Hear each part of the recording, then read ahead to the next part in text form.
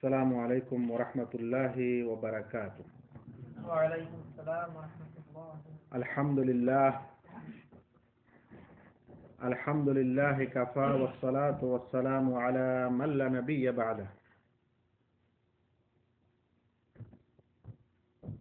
قال تعالى: يا أيها النبي حسبك الله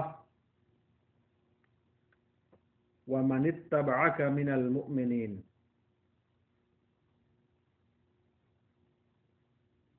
উপস্থিত দিনী বন্ধুগণ, আল্লাহ রাব্বুল আলামিনের যাবতীয় প্রশংসা এবং প্রিয় নবী মুহাম্মদ মুস্তাফা সাল্লাল্লাহু আলাইহি ওয়াসাল্লামের প্রতি অনেক অনেক দরুদ ও সালাম বর্ষিত হোক। আল্লাহুম্মা সাল্লি আলাইহি আল্লাহুম্মা বারিক আলাইহি।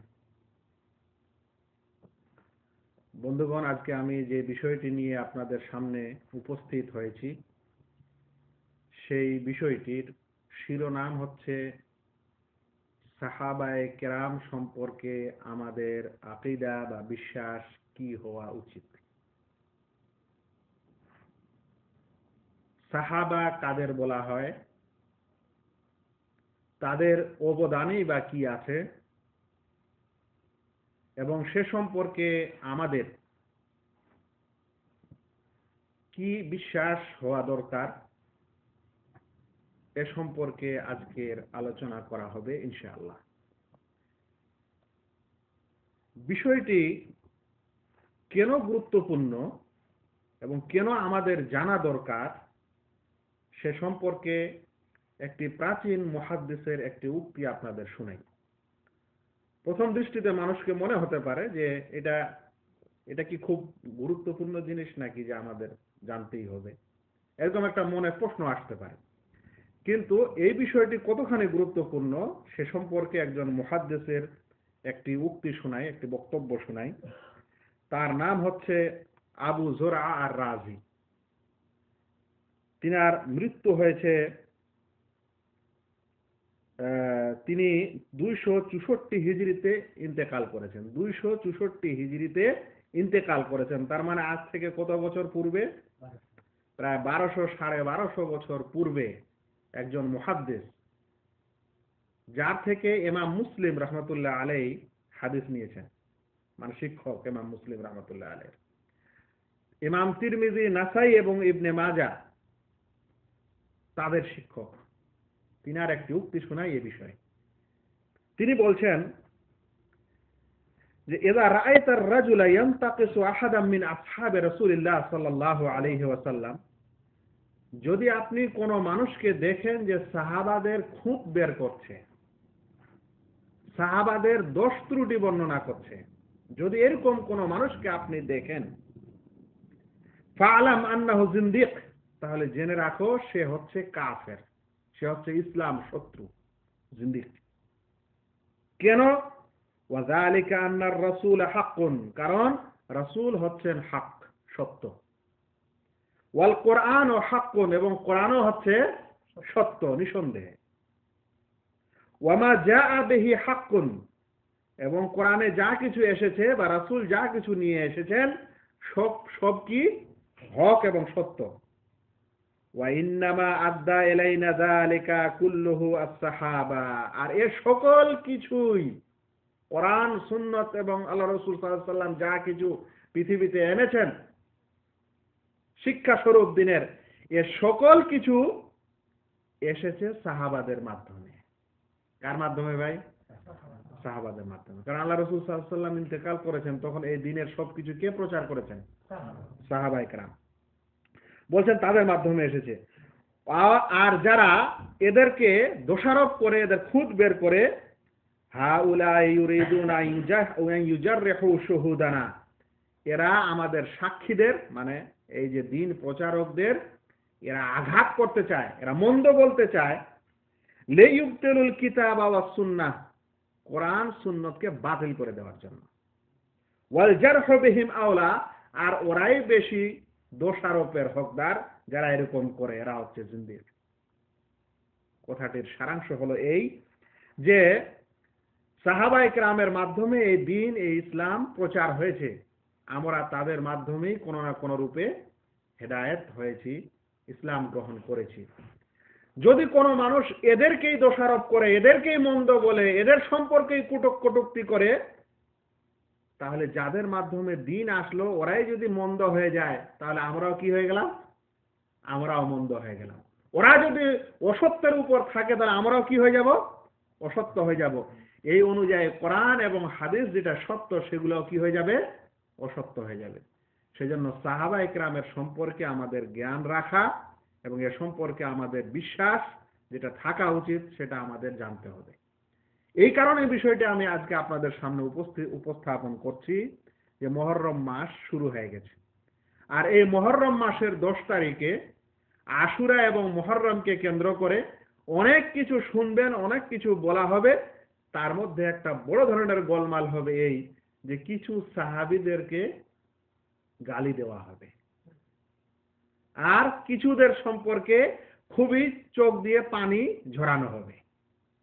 সেই জন্য আমাদের প্রথমে এটা জেনে নিতে হবে যে সাহাবায়ে কেরাম কারা এবং এদের সম্পর্কে আমাদের আকীদা ও বিশ্বাস কি থাকা দরকার। অতঃপর মুহররমের সময় ইনশাআল্লাহ এর পরের আলোচনাটা করার চেষ্টা করব। বন্ধুগণ, প্রথমে আমরা এটা জানবো যে সাহাবী কাকে বলে। সাহাবী এর বহু বচন হচ্ছে সাহাবা। সাহাবীটা কি জিনিস? এটা বাংলাতেও আপনারা একটু বুঝতে পারেন। আমরা বাংলাতে বলি যে এই লোকটা তার সোহবতে আছে, এর সোহবতে থেকে খারাপ হয়েছে, এর সোহবতে থেকে লোকটা ভালো হয়েছে। মানে কি? মানে ওর সংস্পর্শে থেকে ওর সাথে চলাফেরা করে এরকম হয়েছে। তো এই সাহাবী শব্দটি বা সাহাবা শব্দটি সাদ হা বা সোহবা থেকে এসেছে। সোহবা মানে হচ্ছে কারো সংস্পর্শ গ্রহণ করা, কারোর সাথে থাকা, কারোর সাথে উঠা বসা করা। তাই এই সাহাবীর পারিভাষিক অর্থ হচ্ছে যে মান লাকিয়ান নবী সাল্লাল্লাহু আলাইহি ওয়াসাল্লাম মুমিনান বিহি ওয়া মাতা আলাল ইসলাম। যে ব্যক্তি আল্লাহ রাসূল সাল্লাল্লাহু আলাইহি সাল্লামকে ঈমানের অবস্থায় দেখেছে এবং ঈমানের অবস্থাতেই পৃথিবী থেকে বিদায় নিয়েছে, ওকে বলা হয় সাহাবা বা সাহাবী।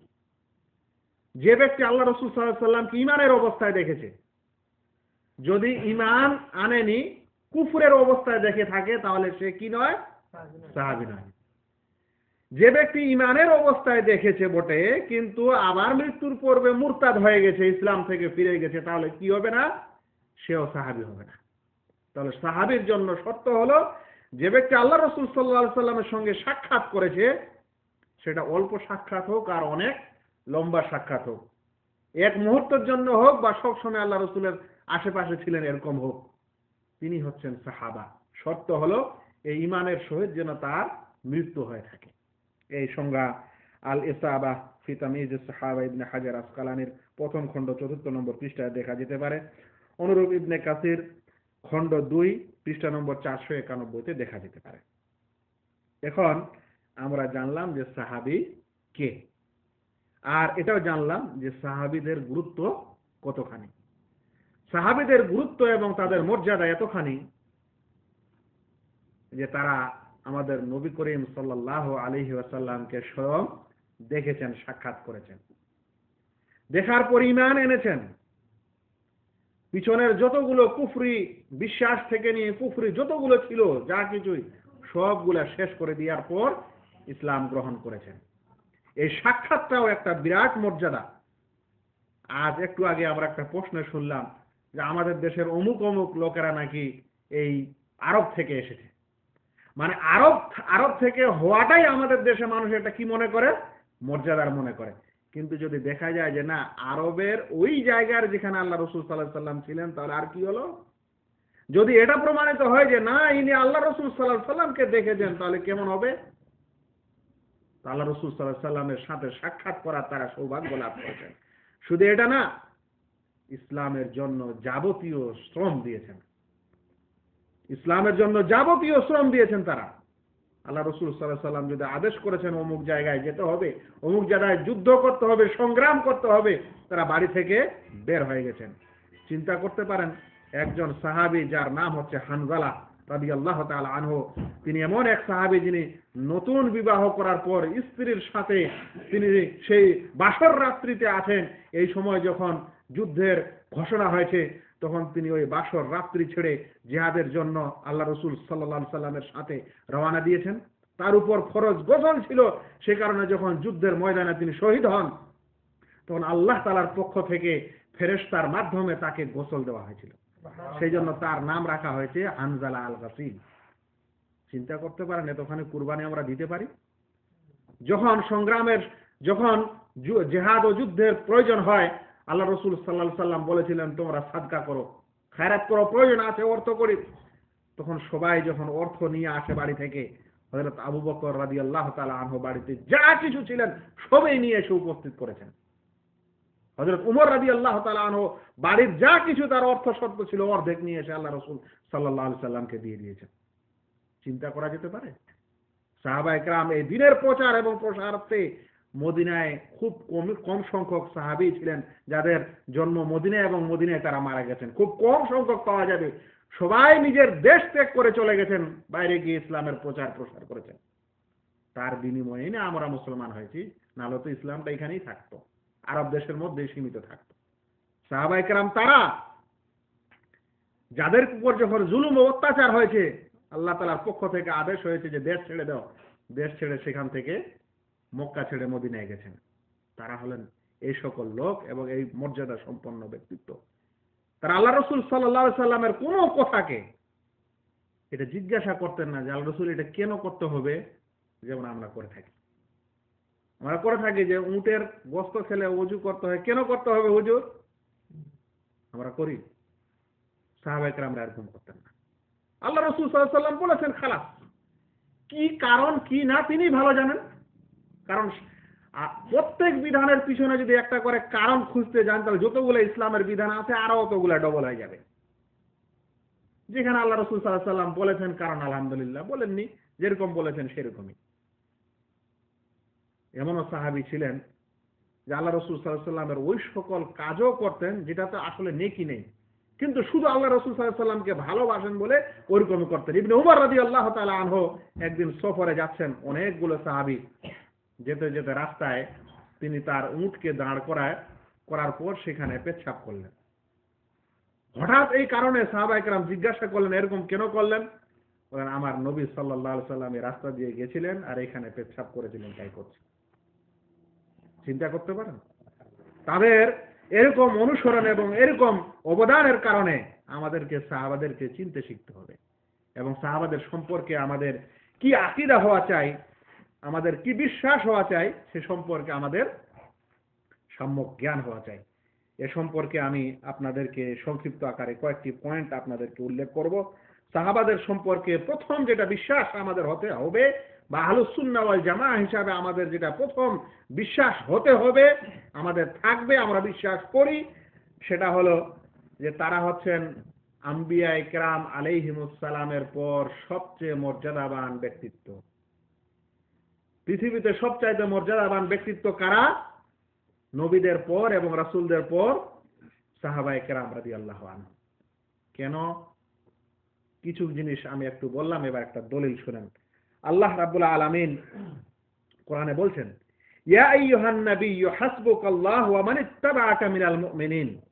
কোন এক ক্ষেত্রে আল্লাহ রাসূলকে আল্লাহ রাব্বুল আলামিন সান্ত্বনা দিয়ে বলছেন যে হে নবী, তোমার জন্য আল্লাহ তাআলা যথেষ্ট এবং মুমিনদের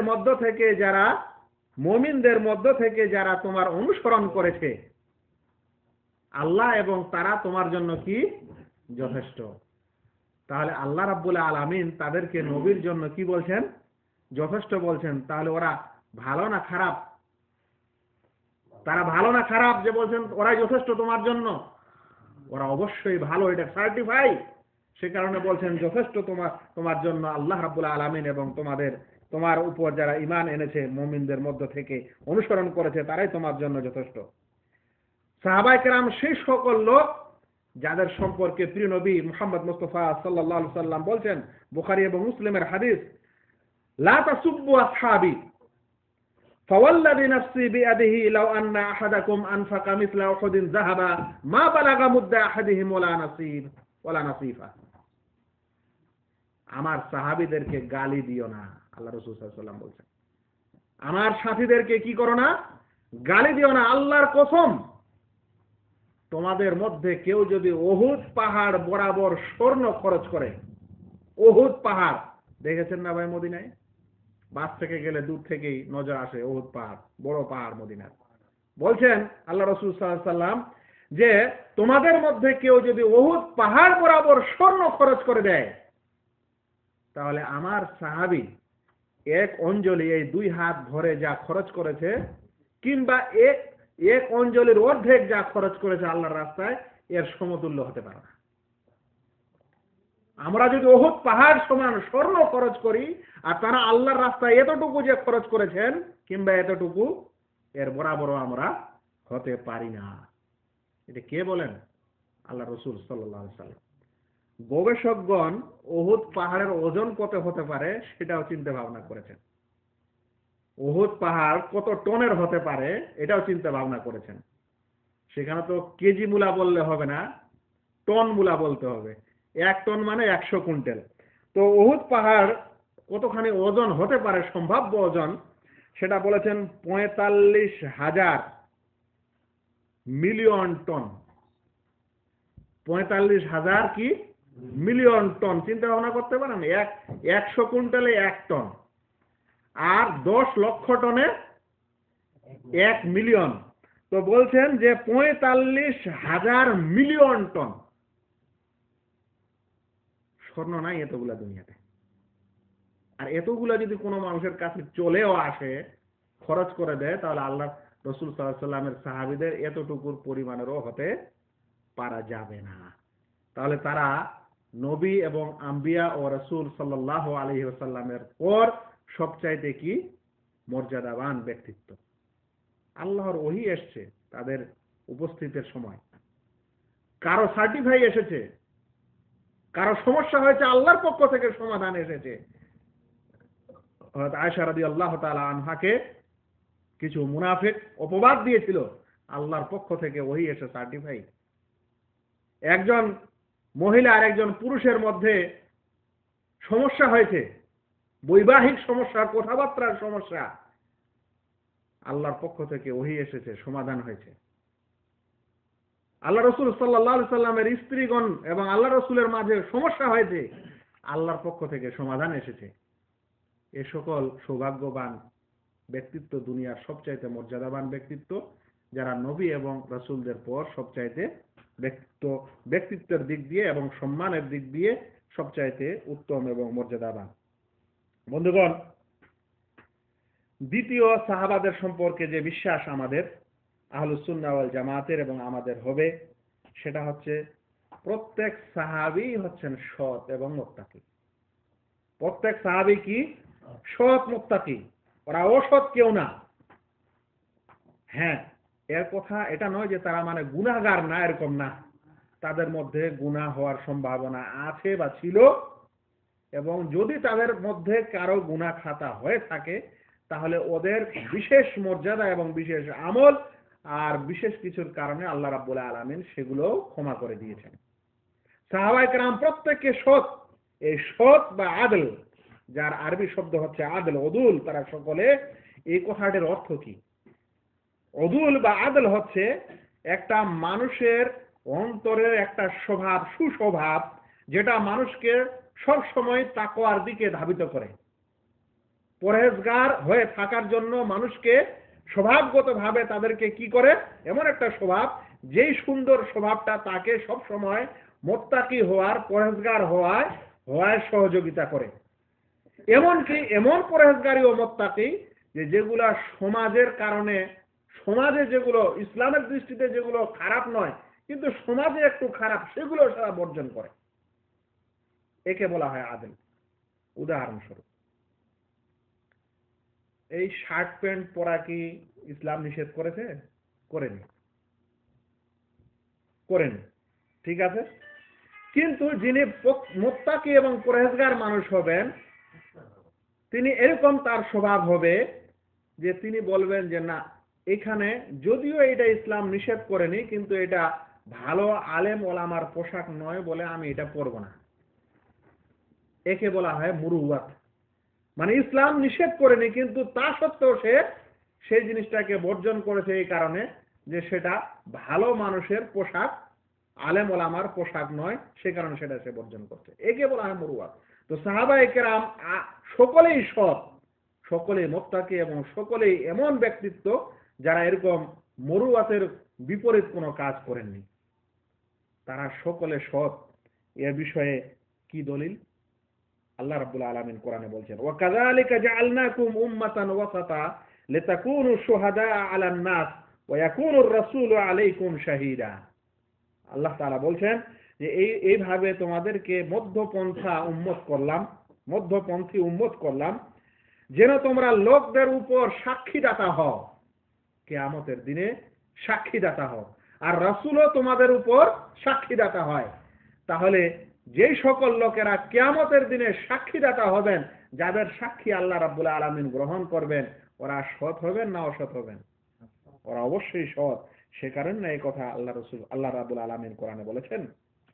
বন্ধুগণ, সাহাবায়ে কেরাম সকলেই সৎ এবং আহলুস সুন্নাহ ওয়াল জামাতের এটি হচ্ছে আকীদা ও বিশ্বাস। তবে মনে রাখবেন, সৎ হওয়া আলাদা জিনিস, আর সৎ হওয়ার পরেও গুনাহ খাতা হওয়া আলাদা জিনিস।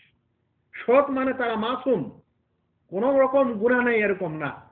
তাদের দ্বারা গুনাহ হতে পারে, ছোট ছোট গুনাহ হওয়ার সম্ভাবনা আছে, কিন্তু এই সকল গুনাহ যেহেতু তারা ঈমানের দিক দিয়ে আমাদের আগে ঈমান এনেছেন, তারা আল্লাহ রাসূল সাল্লাল্লাহু আলাইহি সাল্লামের সাথে সংগ্রাম করেছেন নিজের জান ও মাল দিয়ে, এবং তাদের যতগুলো ফজিলত এসেছে এবং তারা যেভাবে নেকি করার ব্যাপারে আগ্রহী ছিলেন এবং যেভাবে তারা নেকি এবং সওয়াবের কাজ করেছেন, সেগুলোকে কেন্দ্র করে আমরা বলতে পারি যে তাদের সেই সকল গুনাহকে আল্লাহ রাব্বুল আলামিন ক্ষমা করে দিবেন। এটা দ্বিতীয় বিশ্বাস সাহাবাদের সম্পর্কে আমাদের হওয়া দরকার। তৃতীয় বিশ্বাস এবং তৃতীয় জিনিস যেটা আমাদের হতে হবে সাহাবাদের সম্পর্কে, সেটা হলো যে আমরা সকলের প্রতি আমাদের সকলের প্রতি এটা ওয়াজিব, এটা জরুরি যেন আমরা তাদেরকে ভালোবাসি। সকলের প্রতি কি এটা জরুরি যেন আমরা তাদেরকে ভালোবাসি এবং তাদের জন্য ক্ষমা প্রার্থনা করি, কারণ তাদেরকে আল্লাহ রাসূল সাল্লাল্লাহু আলাইহি সাল্লাম ভালোবাসতেন। আল্লাহ রাসূল সাল্লাল্লাহু আলাইহি সাল্লাম যাকে ভালোবাসবেন ওকে আমাদের ভালোবাসতে হবে না? যদি আমরা ওকে ভালো না বাসি তাহলে আল্লাহ রাসূলের ভালোবাসা পাবো না, আর ওদের ভালোবাসাতেই আল্লাহ রাসূল সাল্লাল্লাহু আলাইহি সাল্লামের ভালোবাসা হবে। তাদের জন্য যেন আমরা ক্ষমা প্রার্থনা করি। আল্লাহ রাব্বুল আলামিন কোরআনে ঘোষণা দিচ্ছেন, ওয়াল্লাযিনা জাউ মিন বা'দিহিম ইয়াকুলুন রাব্বানা ইগফির লানা ওয়া লিইখওয়ানিনা আল্লাযিনা সাবাকুনা বিল ঈমান ওয়া লা তাজআল ফী কুলুবিনা গিল্লান লিল্লাযিনা আমানু ইন্নাকা রাউফুর রহিম। যারা তাদের পরে এসেছে, মানে সাহাবাদের পরে এসেছে, তারা বলে, হে আল্লাহ আমাদেরকে ক্ষমা করো এবং আমাদের সেই ভাইদের ক্ষমা করো যারা ঈমানের দিক দিয়ে আমাদের পূর্বে ঈমান এনেছে। তারা কারা? তারা সাহাবায়ে কেরাম। ওয়ালা তাজাল ফি কুলুবিনা গিল্লান, এবং আমাদের অন্তরে কোন রকম বিদ্বেষ রেখো না তাদের সম্পর্কে, মানে কোন রকম বিদ্বেষ রাখা যাবে না। লিল্লাযিনা আমানু, যারা ঈমান এনেছে। অবশ্যই আল্লাহ রাব্বুল আলামিন খুবই দয়ালু, খুবই রহমশীল। তাহলে সাহাবায়ে কেরামদের সম্পর্কে আমাদের এরকম মহব্বত ও ভালোবাসা হতে হবে, কোন রকম বিদ্বেষ এবং কটূক্তি করা যাবে না। এটা ছিল সাহাবায়ে কেরামের সম্পর্কে তৃতীয় আকীদা ও বিশ্বাস, যেটা আমাদের হতে হবে। চতুর্থ বিশ্বাস হচ্ছে কোন রকম তাদেরকে গালি দেওয়া যাবে না, অন্তরে বিশ্বাস রাখা যাবে না, আর কোন রকম গালি দেওয়া যাবে না। ভাই, আমি যদি কোন সাহাবীকে গালি দিই তাহলে আল্লাহ রাব্বুল আলামিন যে ওদের উপর সন্তুষ্ট, আল্লাহ রাসূল সাল্লাল্লাহু আলাইহি সাল্লাম যে তাদেরকে ভালোবাসেন, আর আমি যদি ওকে গালি দিই তাহলে কি করলাম? সরাসরি আল্লাহ এবং আল্লাহ রাসূল সাল্লাল্লাহু আলাইহি সাল্লাম যেটাকে পছন্দ করেন সেটাকে আমি অপছন্দ করলাম। সেজন্য তাদের গালি দেওয়া যাবে না। মনে রাখবেন, দুনিয়াতে এক সম্প্রদায় আছে যারা সাহাবায়ে কেরামকে গালি দেয়। একদল লোক আছে যারা সকল সাহাবায়ে কেরামকে গালি দেয়, আর একদল লোক আছে যারা সকলকে দেয় না। ওরা বলে সাহাবাদের মধ্যেও কিছু মানুষ খারাপ ছিল, কিছু মানুষ ভালো ছিল, কিছু মানুষ মুনাফিক ছিল। সেই জন্য তাদের কাছে মুষ্টিময় কয়েকজন সাহাবা বাদে বাকি সবই গালির পাত্র। এমনকি আবু বকর ও উমর রাদিয়াল্লাহু তাআলা আনহু যারা প্রথম খলিফা দ্বিতীয় খলিফা তাদেরকে বলে এরা হচ্ছে খেয়ানতকারী। এরা আলী রাদিয়াল্লাহু তাআলা আনহুকে খেলাফত দেয়নি, তার আগেই নিয়ে নিয়েছে। অথচ আল্লাহ রাসূল সাল্লাল্লাহু আলাইহি সাল্লাম 10 জন সাহাবীকে এই দুনিয়াতে জান্নাতের সুসংবাদ দিয়েছেন। যাদেরকে আল্লাহ রাসূল সাল্লাল্লাহু আলাইহি সাল্লাম জান্নাতের সুসংবাদ দেয়, আমরা তাদেরকে বলবো যে এই খেয়ানতকারী। আবু বকর রাদিয়াল্লাহু তাআলা আনহুর মতো লোককে বলবো আমরা খেয়ানতকারী। আহলুস সুন্নাহ ওয়াল জামাতের বিশ্বাস যে আল্লাহ রাসূল সাল্লাল্লাহু আলাইহি সাল্লামের পর সর্বোত্তম ব্যক্তি হচ্ছেন হযরত আবু বকর রাদিয়াল্লাহু তাআলা, তারপর উমর, তারপর উসমান, তারপর আলী, তারপর বাকি 6 জন সাহাবী যাদেরকে জান্নাতের সুসংবাদ দেওয়া হয়েছে। অতঃপর সেই সকল সাহাবী যারা বদরের যুদ্ধে শরীক হয়েছিল, অতঃপর সেই সকল সাহাবী যারা উহুদের যুদ্ধে শরীক হয়েছিল, অতঃপর সেই সকল সাহাবী যারা বায়াতে রিজওয়ান সুলহুল হুদাইবিয়া সন্ধির সময় আল্লাহ রাসূল সাল্লাল্লাহু আলাইহি সাল্লামের হাতে হাত রেখে বায়াত করেছিল, যারা বায়াত করেছিল আল্লাহ রাসূল সাল্লাল্লাহু আলাইহি সাল্লামের হাতে হাত রেখে অঙ্গীকার করেছিল, বিশেষ ক্ষেত্রে আল্লাহ রাব্বুল আলামিন তাদের সার্টিফাই আকাশ থেকে কোরআনের আয়াত অবতীর্ণ করে বলেন যে লাকাদ রাদিয়াল্লাহু আনিল মুমিনিনা ইয ইউবাইউনাকা তাহতাশ শাজারা, সেই সকল মুমিন থেকে আল্লাহ সন্তুষ্ট যারা গাছের নিচে তোমার হাতে বায়াত করেছে। আল্লাহ বলেছেন রাদিয়াল্লাহু আনহুম ওয়া রাদু আন, আল্লাহ তাআলা তাদের থেকে সন্তুষ্ট এবং এরাও আল্লাহ থেকে সন্তুষ্ট। তো যে সকল সাহাবীর সম্পর্কে এত আয়াত, এত কোরআন, এত হাদিস, সেই সম্পর্কে যদি মানুষ তাদেরকে মর্যাদা না দেয়, তাদেরকে গালি দেয়, তাদেরকে খেয়ানতকারী বলে, তাদেরকে আরো অন্য কিছু বিষয়ে কটূক্তি করে, তাহলে সে মানুষের ঈমান নেই ভাববেন। এদের ঈমান সত্যিকারে ভালো ঈমান না, এরা আসলেই মুনাফিক। বন্ধুগণ, এটি ছিল 4র্থ নম্বর বিশ্বাস। একটি হাদিস এই সম্পর্কে বলে দিই। আল্লাহ রাসূল সাল্লাল্লাহু আলাইহি সাল্লাম বলেছেন মান সাব্বা আসহাবি, যে ব্যক্তি আমার কোন সাহাবীকে গালি দিবে, ফা আলাইহি লানাতুল্লাহ, ওর উপর আল্লাহর অভিশাপ হোক, ওয়াল মালায়েকা, ফেরেশতার অভিশাপ, ওয়ান নাস আজমাইন, সমস্ত লোকের অভিশাপ। সেজন্য সাহাবীদের কাউকেই গালি দেওয়া যাবে না। 5ম নম্বর জিনিস যেটা আমাদের মনে রাখতে হবে যে সাহাবায়ে কেরাম মানুষ ছিলেন, সে কারণে তাদের আপোষে অনেক সময় ঝগড়া বিবাদ হয়েছে। আর সেই ঝগড়া বিবাদের মধ্যে সবচেয়ে বড় ঝগড়া বিবাদ হচ্ছে যেটা মুআবিয়া ও আলী রাদিয়াল্লাহু তাআলা আনহুর মাঝে হয়েছিল। ঘটনাটা ছিল এরকম সংক্ষিপ্ত আকারে যে হযরত উসমান রাদিয়াল্লাহু তাআলা আনহু 3য় খলিফাকে কিছু লোক আক্রমণাত্মক ভাবে না হক হযরত উসমান রাদিয়াল্লাহু তাআলা আনহুকে নিজ গৃহে হত্যা করে দিয়েছিল। চিন্তা করছেন কত বড় গর্জিত খারাপ কাজ। যিনি খলিফা, প্রধান ইসলামিক রাষ্ট্রের, যার সম্পর্কে আল্লাহ রাসূল সাল্লাল্লাহু আলাইহি সাল্লাম জান্নাতের সার্টিফাই দিয়েছেন, সেই হযরত উসমান রাদিয়াল্লাহু তাআলা আনহু কি বলে যে তাবুকের যুদ্ধের সময় এতগুলো জিনিস দিয়েছিলেন, 100 উট এনে আল্লাহ রাসূলের কাছে হাজির করে দিলেন এক প্রথমে, আবার এনে দিলেন 100, আবার এনে দিলেন 100, 300 উট। সেই যুগে, এই যুগে কত দাম হতে পারে চিন্তা করেছেন? অতঃপর শেষমেশ বাড়ি থেকে স্বর্ণ এবং রূপের মুদ্রার একটা পুটলি নিয়ে এসে আল্লাহ রাসূলের কাছে ছেড়ে দিলেন। যখন এইভাবে রেখে দিলেন আল্লাহ রাসূলের সামনে, তখন সেই স্বর্ণের মুদ্রাগুলো মাটিতে ঠোকা লেগে চারিদিকে এরকম লাফালাফি করছিল আর ছিটকে পড়ছিল। ওই সময় আল্লাহ রাসূল সাল্লাল্লাহু আলাইহি ওয়াসাল্লাম কুড়াচ্ছিলেন আর বলছিলেন যে উসমান, তুমি এরপরে যা কিছুই করো আল্লাহ তোমাকে ক্ষমা করবে। তো সেই সাহাবী, সেই খলিফাকে কিছু লোক বিদ্রোহ করে তার বাড়িতে ঢুকে হত্যা করেছিল। এই হত্যা করার পর, এই জন্য ভাই মনে রাখবেন, এই যে মিছিল টিছিল ইসলামে নাই। এখানে বলতে বাধ্য হলাম আমি, এই মিছিল করতে গেলে এরকম মানুষ জোশে চলে আসে, আর আসার পর হক না হক কিছু সামাল পায় না, রাস্তা দিয়ে যাবে, মানুষের দোকানগুলো খামাখে পুড়ে দিবে। দোকানটার কি দোষ রে ভাই? রাস্তা দিয়ে যাবে, গাড়ি ঘোড়াকে পুড়ে দিবে। গাড়ি ঘোড়াটার কি দোষ রে ভাই? রাস্তা দিয়ে যাবে, যা কিছু পাবে লুটপাট করে নেবে। এটা কি ধরনের ইসলাম? তো এরকম মিছিল শুরু হয়েছিল, এই জন্য ইসলাম মিছিল নিষেধ করেছে। যদি কোনো রাজা বাদশাহ যদি খারাপও হয়, তাহলে তাদেরকে শোধরানোর জন্য আলাদা আলাদা নিয়ম হবে, কিন্তু এই মিছিল হবে না।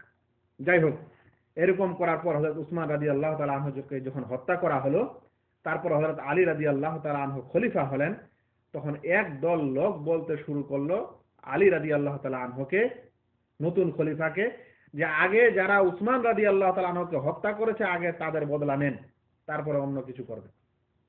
আর হযরত আলী রাদিয়াল্লাহু তাআলা আনহু নিজের বিচক্ষণতায় বলছিলেন যে এখন তো লোকরা আমারই নয়, আমি পর হয়ে আছি, লোকদের মধ্যে সমস্যা এখন বিরাট, তো আগে এদের অবস্থা একটু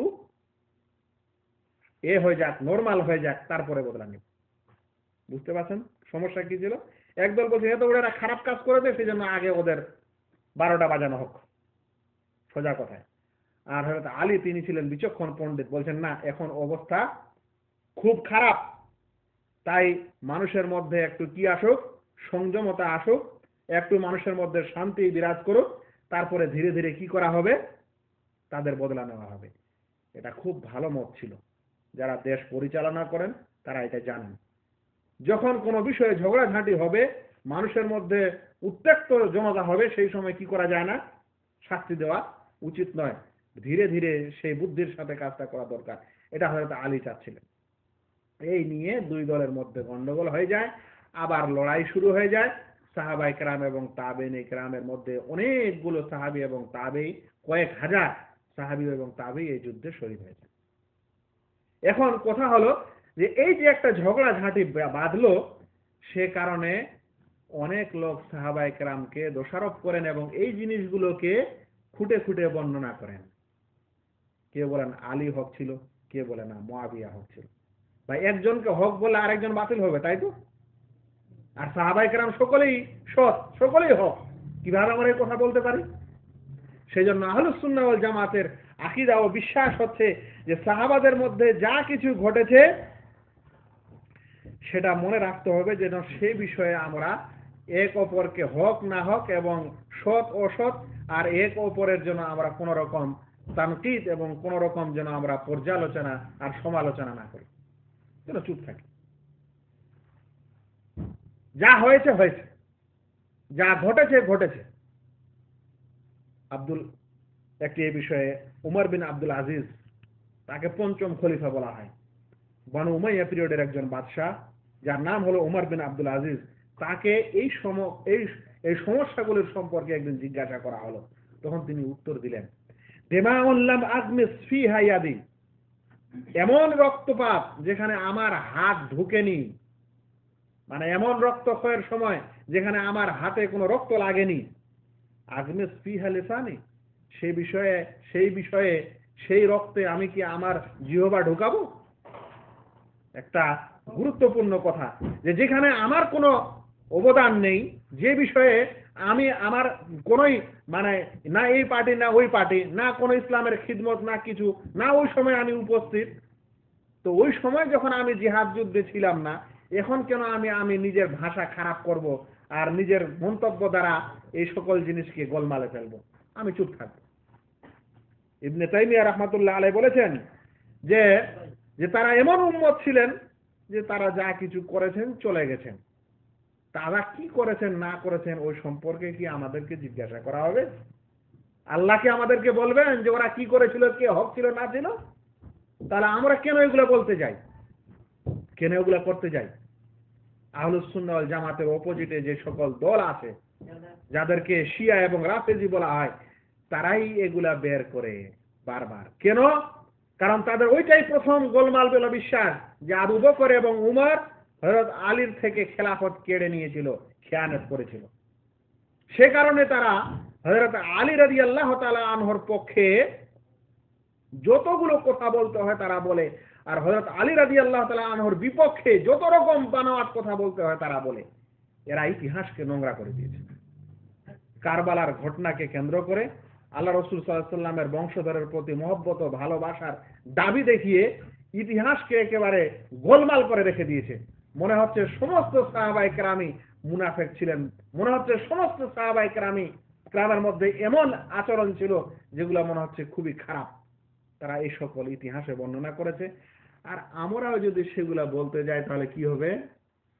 আমরা তাদের সাথ দেব, আর যাদেরকে আল্লাহ সার্টিফাই করেছেন তাদের ব্যাপারে আমরা গোলমাল কথা বলবো।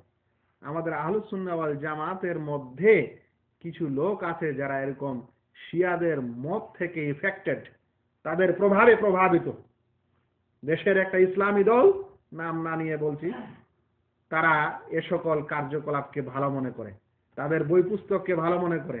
একদিকে যদি তারা হুকুমাতে এলাহিয়া লিখেছে, এই রাফেজি শিয়ারা, তোরা এদিকে হুকুমাতে ইসলামিয়া লিখেছে। যেই সকল ইসলামিক দেশ এবং রাষ্ট্র বর্তমানে গণতান্ত্রিক বলে এই শিয়া দেশে কায়েম হয়েছে, তারা এই দেশেও ইসলামিক রাষ্ট্রের নামে স্লোগান দিয়েছে এবং যারা রাজত্বকে খারাপ মনে করেছে যে রাজা ভালো না। অথচ আমরা গণতন্ত্র পদ্ধতিতেও দেখি, যারা আপনারা ইতিহাস পড়াশোনা করেন, যেখানে গণতন্ত্র এবং রাজতন্ত্র পড়ানো হয়, সেখানে রাজতন্ত্র গুণাগুণও বর্ণনা করা হয়, আবার গণতন্ত্রের গুণাগুণও বর্ণনা করা হয়। ইসলামে গণতন্ত্রের কোনো নামই নাই, তবে রাজতন্ত্র আছে। খেলাফতের পর রাজত্ব হয়ে এসেছে, সেটা মুআবিয়া রাদিয়াল্লাহু তাআলা আনহু রাজত্ব করুন বা তারপরের লোকেরা করুন, এবং সেই সময় সাহাবায়ে কেরাম দুনিয়াতে অলরেডি বেঁচে ছিলেন, তারা এই রাজতন্ত্রের সম্পর্কে তো এরকম কটূক্তি করেননি। আর পৃথিবীতে যদি নজির দেখতে চান, তাহলে যেখানে বসবাস করছেন দেখে নেন, যেগুলো পৃথিবীতে গণতন্ত্র দেশ আছে, এখানকার চাইতে কি বেশি শান্তি আছে? মনে রাখবেন, যদি রাজা সৎ হয় তাহলে সেই দেশটা অন্যান্য যে কোনো আইন পদ্ধতি থেকে সুন্দর হয়। যদি রাজা অত্যাচারী হয়ে যায় তাহলে আবার সমস্যা হয়ে যায়। মোট কথা, আমাদের এটা আলোচনার বিষয় না, কিন্তু একটু বিশেষ বিষয়ে টাচ করার চেষ্টা হলো। ইসলামে খেলাফত আছে, ইসলামে রাজতন্ত্র আছে, এবং যদি অন্য পদ্ধতিতে কোনো দেশের রাষ্ট্রপ্রধান নির্বাচিত হয়েও যায়, তা সত্ত্বেও আবার তাদের আনুগত্য করার আদেশও এসেছে। আমি আমার আলোচনা এখান থেকেই শেষ করলাম। আলোচনার সারাংশ এরূপ যে সাহাবায়ে কেরাম রাদিয়াল্লাহু আনহুম, তারা হচ্ছেন সেই সকল লোক, সেই সকল সৎ ব্যক্তিত্ব যারা ইমানের অবস্থায় প্রিয় নবী মুহাম্মদ মুস্তাফা সাল্লাল্লাহু আলাইহি সাল্লামকে দেখেছেন, সাক্ষাৎ করেছেন, এবং ইমানের অবস্থায় তারা এই পৃথিবী থেকে বিদায় নিয়েছেন। তাদের বিরাট মর্যাদা আছে। কোরআনে অনেকগুলো আয়াতে তাদের সার্টিফাই এসেছে। প্রিয় নবী মুহাম্মদ মুস্তাফা সাল্লাল্লাহু আলাইহি সাল্লাম তাদের সম্পর্কে অনেক কিছু উপদেশ দিয়ে গেছেন। তার মধ্যে সবচাইতে বড় হাদিস এবং সবচাইতে মর্যাদার বিষয় যে আল্লাহ রাসূল সাল্লাল্লাহু আলাইহি সাল্লাম বলছেন, লা তাসুব্বু আসহাবি, আমার সাথীদের গালি দিও না, কারণ তোমাদের মধ্যে কেউ যদি উহুদ পাহাড় সমান বরাবর স্বর্ণ খরচ করে দেয়, তাহলে তাদের এক অঞ্জলি বা হাফ অঞ্জলি খরচ করার মতো তোমাদের এই উহুদ পাহাড় পূর্ণ স্বর্ণ খরচ করা তাদের মতো হতে পারে না, সমতুল্য হতে পারে না।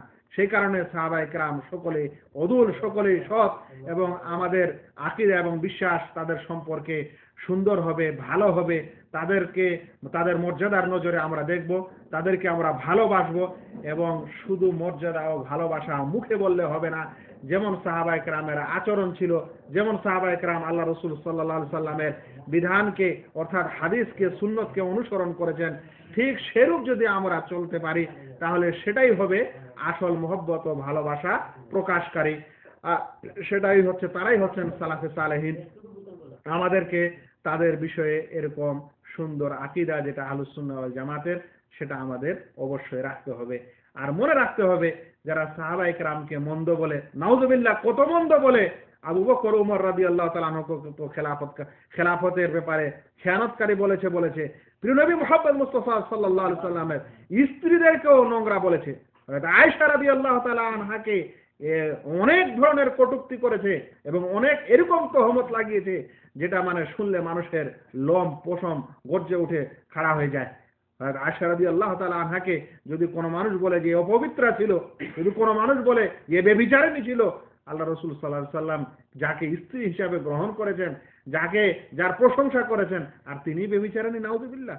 তো যারা এরকম কথা বলে, আসলে মনে রাখবেন, তারা আসলে ইসলামকে ধ্বংস করতে চায়।